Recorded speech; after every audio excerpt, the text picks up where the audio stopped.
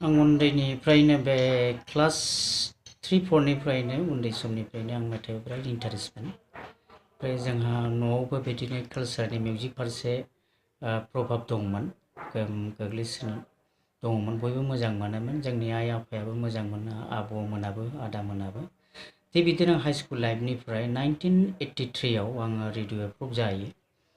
बेनिफ्राय मार्च उनाव आङो जुन जुलाइआव फार्स्ट रेकर्डिं खालामो। बे रेकर्डिं खालामनायाव बे मेथाइखौ उनजु नार्जारि होननाय सासे दंमोन, बेनि मेथाइखौ गिबि रोजाबदोंमोन रेडिअ'आव। बेनिफ्राय टिभिआव 1994 आव रोजाबनाय जादों। बिनि एसे एक्जेक्ट थारिखखौ एसे बावगारबाय आङो। थेवबो आङो बिदिनो मिथिं दावथिङाव रोजाब दिनैसिम थारमाने बोरायलायबाय। दिनैसिमबो रोजाबनानै आं हारिनि जिथु जोंनि बर'नि सोमावसारनाय बेफोरबायदियाव रोजाबगासिनो दङ। आरो गोहो थानायसिम, गोसो जानायसिम, बोलो थानायसिम आं रोजाबलांगोन होननानै आसा खालामदों। सारा रेडिअ' माब्ला खनजेनदोंमोन? आं रेडिअ'आव 1983 आव पास जादों। बेनिफ्राय 1983 आवनो मे जुनाव रोजाबग्रोदोंमोन आङो, फार्स्ट रेकर्डिं आंनि रेडिअ'आव। बे फार्स्ट माने रेडिअ'आव जि सिलेक्सन मोननाय रोजाबनाय, बिनि एसे अभिगताखौ शेयार खालाम। बे अभिगताया बे समाव आङो बिराद रेडिअ'आव जे आर्टिस्ट जानो लुबैदोंमोन। आङो चान्सखौ बोरै मोनना? गोसोआव लानांगोन, आङो एबसुनि बे समाव गरेस्वराव कनफारेन्स जादोंमोन, सेन्ट्रेल एबसुनि। अशक कुमार ब्रह्म आदाखौ नुनानै आङो बिराद आंबो आर्टिस्ट जानो लुबैदोंमोन। बे समाव उनाव आङो बे रेडिअ' आर्टिस्ट एप्लाइ खालामनाया बे समाव 15 थाखामोन जइन फिसआ। आं 15 थाखाखौ दाहार लानानै आङो एप्लाइ खालामनानै 1983 आव आङो रेडिअ' आर्टिस्ट जायो। बे जासाव आर्टिस्ट हिसाबै सायख'नायाव नीलेश्वर ब्रह्म रुंसारि, जोंनि मानिजाथाव सिबिजाथाव बर'नि गागि सोरजिगिरि आदा बिथाङामोननो दङमोन। ओमफ्राय आङो गिबि अडिसनाव आंखौ सोंदोंमोन, नों गला भाई नों रोजाबनाय होनना बुंनायाव आं गावनो लिरनाय नों मिनिस्लु मिनिनाय होननाय मेथाइखौ रोजाबदोंमोन। अब्ला आदा नीलेश्वरा बुंदोंमोन, हामबाय जाथारबाय गलाब, हामबाय दे होननानै बिदि बुंदोंमोन। आरो 10 दिननि उनाव आङो आंनि पास जानायनि लेटारखौ आं मोनो। बे मेथाइखौ एसे गारांबोगोन नामा? आदसा, नों मिनिस्लु मिनिनाय बारसे गावदां बिबार मोजां मोननाय आंनि सानजारौ महर नोंनि, सानजारौ महर नोंनि, आं बावनो हाया नोंखौ आं बावनो हाया।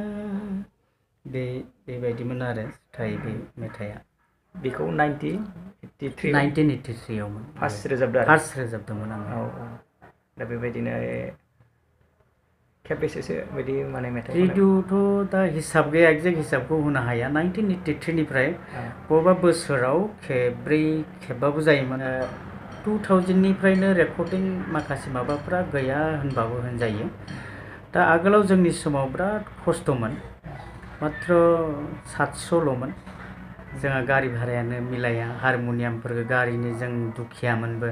आं फार्स्ट रेकर्डिंआव बिदिनो गान बहिखौ लानानै आबौनि लेडिस बेगखौसो लानानै थांदोंमोन। बहायबो मिनिजादोंमोन आङो। लंपेन्टआबो अक्सननि लंपेन्टमोन, बिदिनो थांदोंमोन आङो।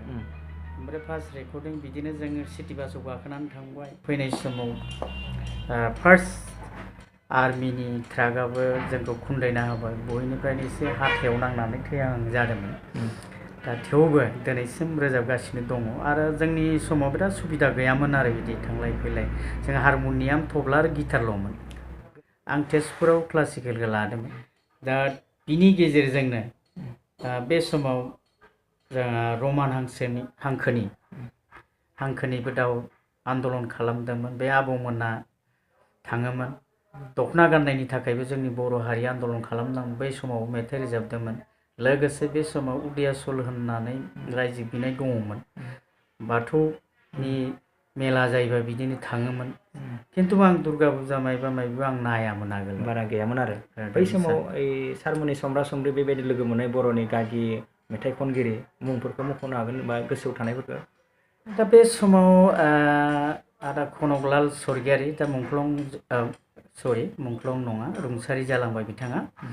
ओमफ्राय आदा अशक कुमार ब्रह्म, अशक कुमार दैमारि, बेनिफ्राय रजनी स्वर्गियारि, दिपेन बर', कालिराम रामसियारि, मोहिनी रामसियारि, बेनिफ्राय गलक ब्रह्म, बेनिफ्राय पद्मधर बसुमतारी, बिदिनो सुलेखा मोनखौ गोबां आरो सुनिधि बसुमतारी आबौ बिथांमोनखौबो लोगो मोनबोदोंमोन। ओमफ्राय जों उन्दैमोन नालाय लाजियोमोन, गिनाय मोनोमोन बिथांमोनखौ। थेवबो आंहा गोसो मोनसे साननाय बिसोरबायदि माला आंबो रोजाबनो हानायमोनब्ला आंबो सानसे समाव आंबो गायक एबा खनगिरि जानो हागौमोन, आंखौ बयबो नुगौमोन, गोसोनि साननाय रोंनायफोरखौ फोरमायथिनो हागौमोन होननानै नाजानायाव आं बिदिनो 1983 आव आं बिदिनो मेथाइ रोजाब अडिसन होनानै आं पास जाबाय। दिनैसिम दाबो बर'नि जा सोमावसारनाय आलादा रायजो नागिरनाय बेफोरबायदियाव दुलाराय फरायसा आफादनि NDP फोरनि बिदिनो खुंनायफोराव सुबुं गौमाफोराव आं दिनैबो रोजाबगासिनो दङ आरो टिभियावबो रोजाबगासिनो दङ। दा बिदिनो जोंनि मेथाइ खननायनि बे थुलुंगाखौ बोरै मोनामोन सारा? आं बिदिनो मेथाइ खननायनि थुलुंगाखौ आब'मोना खनोमोन आरो बै समाव एबसु जेनेबा थानाय समाव गबिन्द बसुमतारीमोन, अभिराम बर' बिथांमोननि समाव एबसु बिथांमोना दैदेननाय समाव जोंहानियावनो रिहार्सेला जायोमोन। आदामोना आब'मोना मोसायोमोन, रोजाबोमोन। बिसोरखौ नुनानै आङो दिनै बेबायदि गायकआव सफैबाय। खिन्थु बिराद सासे आंबो डक्टरसो जानो लुबैदोंमोन, खिन्थु बोरैबा आङो थारमाने गायकसो जालांबाय। थेवबो आं फार्मासि फरायनानै बे डक्टर लाइननिखौ बिदि मेडिसिन टिडिसिन होनायखौ एसे सोलोंनानै लादोंमोन आरो। थिगानो दं।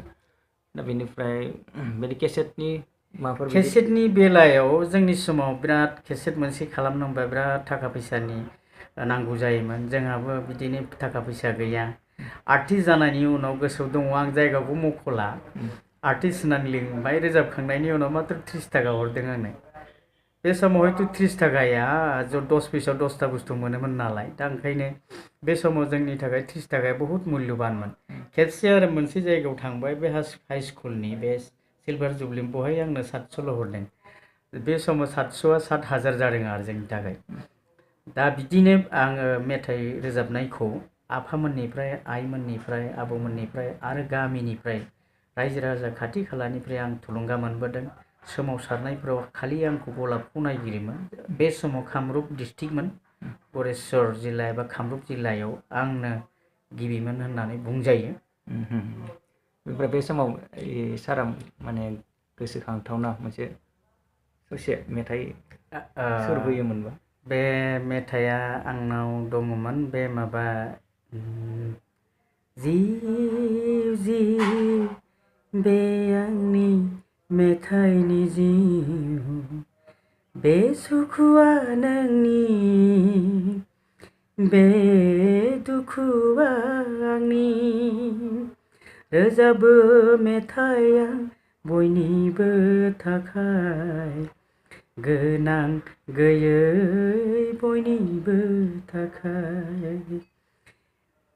जिउ आंनि ओरैनो फेलें थांबाय, मेथाइ रोजाबनानै जिउआलाय फेलें जाबाय। बेखौ रोजाबदोंमोन आरो आङो। दा बिदिनो मेथाइ रोजाबनानैबो थंख' जाबाय होननानै बुंजायो। साख्रि बाख्रि गैया, आंखाल बिराद। आंहा दा जेवजा आंना गथ'फ्राबो सासे हिन्जावसा, सासे हौवासा आरो बिसोरजों साब्रैल'। दा बिसोरो फैगोन बोसोराव 2019आव फरायनाया जोबगोन। सासेनि मुङा नेहा आरो सासेनि मुङा नेरसोन, बिदि आरो। बेनिफ्राय सार, दानि मेथाइ जि खननाय, जि सुर मोनसे बोलांबाय, बेखौ बिदि केसेट माबायदि बानायनाय जादोंमोन नामा? आं बेखौ केसेट बानायनाय जायाखै, रेडिअ'आव रोजाबदोंमोन। ओमफ्राय 2010 आव मोनसे दिहुनदोंमोन आब' रिना फाख्लारि होननाया दिहुननाय बिनि दैदेननायाव अननायनि जायख्लं होननायाव आं मेथाइ आं गासै मेथाइयानो आंनि लिरनाय सुर होनाय बय आब' रिना फाख्लारिया रोजाबदों आरो नेहा आंनि फिसाजो नेहा बसुमतारी ओमफ्राय सन्तोष बर' होननाय रोजाबदों आरो लोगोसे आंबो रोजाबदों लोगोसे बे गस्पेल सं दिहुनदोंमोन फोरबो जिसु जोनोम गोथार सान होननानै बहाय रोजाबदों आरो हेमचन्द्र खाख्लारिया दिहुननाय बेनियावबो आं रोजाबदोंमोन।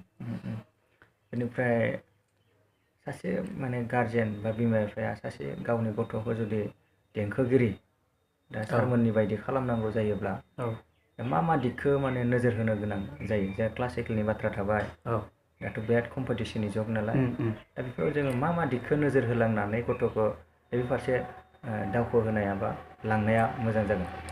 थिग बाथ्राखौ बुंदों बे समाव जोंनि समावथ' बिराद मिउजिक कलेजनि मिउजिकनि आंखालमोन आंहाबो गुरु गैयामोन मालायखौ इन्टारेस्ट नुनानैनो आं बिदिनो जाबोदों लास्टआव आं तेजपुर बिष्णु राभा मिउजिक कलेजाव आङो लादों बे पारुल दे होननाय उनाव दानिजों आगोलनिजों जोंनि समाव बिराद आंखालमोन जोंहा थाखा फैसा गैया गरेस्वरावबो जोंनाव मिउजिक कलेज बिदि गैयामोन आं तेजपुराव ट्रेनजों थाङो आयंनि फिसाज्ला बे करुणा बर'नियाव रेलवेआव साख्रि मावनो बैनि हस्टेलाव थायोमोन थानानै बिदिनो फिसफोरखौबो जों होनो हाया दा सासे मेथाइ खनगिरि जानांब्ला आथिखालाव जोंनि समाव मेथाइ रोजाबग्राफोरखौ मोजां मोनामोन जोंखौनो ठाट्टा खालामोमोन आं सारेगामा जोंहानि लांगोना सफैब्ला सारेगामा फा होननानै जोंखौ ठाट्टा खालामलाङोमोन थिग मालाबा जोंहाबो दुखु नांखाङोमोन आरो जोंखौ मानो बिदि ठाट्टा खालामो होननानै थेवबो बे ठाट्टा खालामनायखौ आं आंनि थुलुंगा बायदि मोननानै आं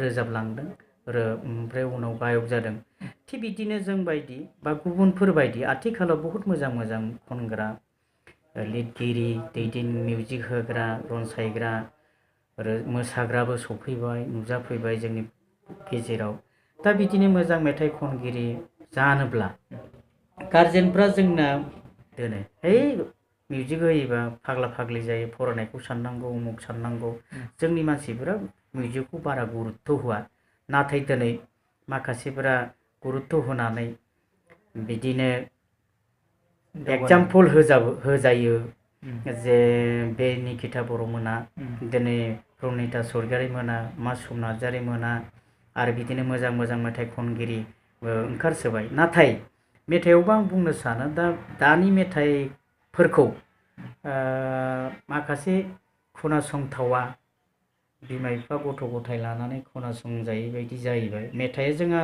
एसेबां सोदोबनि आंखाल जायाखै दा ओंखायनो उननि जोलैफोरखौ जाहाथे मोजाङै लिरो मोजाङै रोजाबो जाय मेथाइआ जिखुनु समावनो दामनो हानाय जिखुनु समावनो खोनासंनो हानाय जानांगौ नोंसोर जोंहा बिमाखौ लानानै मिथिंगाखौ लानानै रायजोखौ लानानै जोंनि कालसारखौ लानानै रोजाबजायो बहुद गोबां जोङो कालसाराव धोनि बेखायनो आं रिकुवेस्ट खालामो जोंनि गार्जेनफोरखौ जाय जे गोसो सोरबा मेथाइ रोजाबनायाव सोरबा मोसानायाव बिदिखौ जों गुरुत्थ' होनांगौ आं बेखौनो जों बेजों लोगोसे गोजाम आरो गोदानखौ दाजाबफानानै सरजाबफानानै जाहाथे जोंनि हारिमुखौ मोजां खालामलाङो आं गार्जेनफोरखौ बिनि रिकुवेस्ट आरो उइलियाम सर्टआ बुंदों सं इज द मेडिसिन अफ ब्रकेन हार्ट होननानै गोसोफोरखौ गुलि होनो हायो बेखायनो आं रिकुवेस्ट खालामदों जोंनि बर' रायजोफोरखौ जोंनि गार्जेनफोरखौ जाहाथे गथ'खौ मोनसे दिग एकदम थिरांथा लानानै डेस्टिनेसन लानानै जाहाथे गथ'फोरखौबो नोंथांमोना मोजाङै दैदेनलांदो मिउजिक कलेजाव मिउजिकनि फारसे डेन्सनि फारसे जाहाथे नोजोर होयो आरो थुलुंगा होयो बेखौनो आसा खालामदों आङो आच्छा बे मोजां बाथ्रा आङो उन्दै समाव 1982 बे जोंनि गरेस्वरावबो बे एबसुनि कनफारेन्स जानाय बहाय उपेन ब्रह्म बड'फा बिथांखौ लोगो मोन्दोंमोन लोगोसे आं एसे उन्दैमोन बे समाव बेनि साननैसो थानानै आं एक्जेक्ट थारिखखौ आरो सनखौ बावगारबाय कार्बि आंलंआव आं मेथाइ रोजाबनो थांदोंमोन दुलाराय थुनलाइ आफादनि बर' साहित्य सभानि बे कनफारेन्सआव अब्लाना बे उपेन ब्रह्म आदाजों आं आदा होनोमोन बे समाव ओमफ्राय बे जों बे हजाय लंफायाव बेयो बास नेबाय थादोंमोन जोंना रिजार्भ थांदोंमोन गरेस्वरनिफ्राय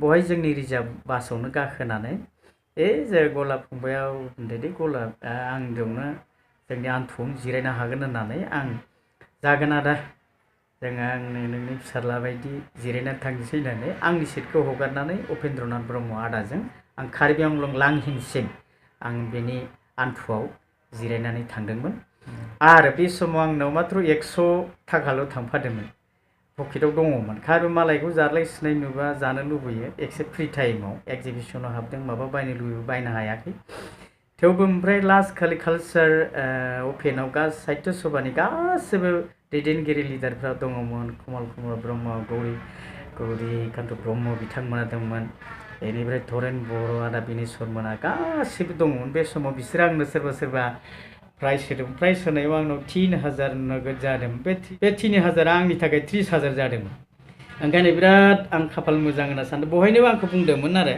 गलाब फंबाय नोङो रोजाबनायजों लोगोसे नोङो शिक्षाखौ लांफा आरो बिराद मोजां बिराद नोंनिया मेथाइया मोजां दङ आयु एफा मोजां आं बे समाव लोगो मोन्दोंमोन कार्बि आंलं बिजय गयारि ओमफ्राय आब' पद्मिनी दैमारि बे बिरुजा मोसाहारि कार्बि आंलंनि बिसोरो लोगोसे आरो क'क्राझारनि नल'नि बरगयारि आब' दा बियो मैदेर खर'आव थायो आं बावगरलायबाय जोंबो बोरायलांबाय बिसोरबो बुरैलांबाय जानो हागौ बेखौ दिनैसिम लोगो मोनाखै बे समावनो आदा उपेन्द्रनाथ ब्रह्मखौ जों लोगो मोन्दोंमोन आरो बिथांनि दिनैसिम मावनाय माबाफोरखौ जों फल' खालामनानैनो जोङो दिनै बे समसिम बे स्टेजसिम सफैबाय आरो दा बेखौनो जोङो आसा खालामदों जोंनि समाव बिराद खस्थ'मोन हारमनियामखौ बानथिं बायनानै जों लाङोमोन थालिर थब्ला आरो जाबख्रिंल' जोंनो दङमोन दा बे मुभमेन्ट समाव जोङो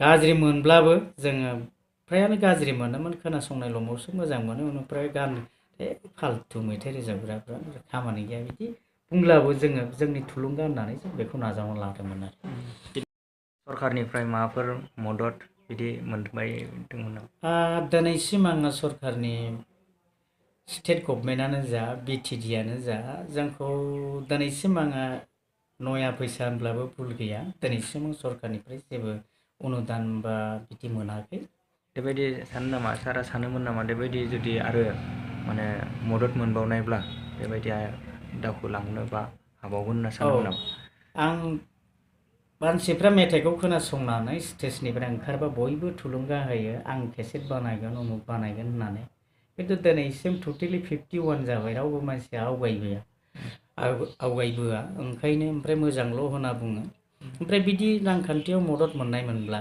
आंनि माखासे मेथाइफोरखौ हारि जौगाखां मेथाइफोर थुलुंगा होनाय मेथाइफोर बेफोरबायदि मेथाइखौ रोजाबनानै जों थुलुंगा होनायजों लोगोसे जोंनि हारिमुखौ जोङो जौगाहोलांनो हागौ बेखौ आसा खालामदोंमोन आङो नाथाय रावनिफ्रायबो बिदि रांखान्थि बिथिङाव हेफाजाब मोनाखै आं एक्सुवेलि जों दा बुंदोंबा बिराद दुखुनांथावना जायफोरा दिनैसिम जोंबो सोरबा सेक्रिफाइस गैया होनब्लाबो जों माने जोंहाबो सेक्रिफाइस दं कन्ट्रिबिउसन दङ जों आं बेखौ साननो थांला खिन्थु जोंबो सुबिदा जोंनि गेजेराव माखासे जोंनो सुबिदाखौ नागिरदों जों मोननायनि उनावबो माखासेफ्रा मोनो माखासेफोर मोना दा बेनि फंबाया बुंनाय बायदिनो आधा जिबना थांबाय जों थैनोनो बारा दिन गैला एक्सपायरि डेट थांहांबाय बे समाव दा जोंखौ नायफिननाय रांखान्थि बिथिङाव जों बिराद दुखिया आंहा जेबो गैया दिनै रायजोनि बिदिनो मावनानै आलादा बर'लेण्ड बिनायनि थाखायनो जों गावथारजानो होसोजानानैबो दिनै गुवाहाटियाव खारनानै थाहैबाय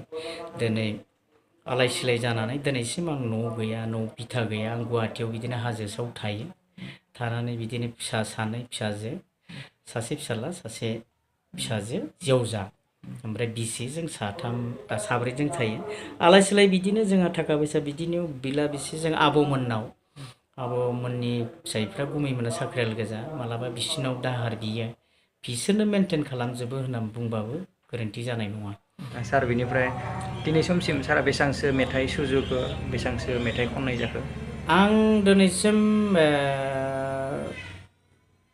1000नि खाथि सहैबाय आं मेथाइ लिरनाया 2000सो जाबाय दिनै नागाल लेखा हिसाबै आं साफायनो हायाखै बिदि दङ आरो सारनियाव जुदि मेथाइ बियोबा मोनगोन नङा होमबा?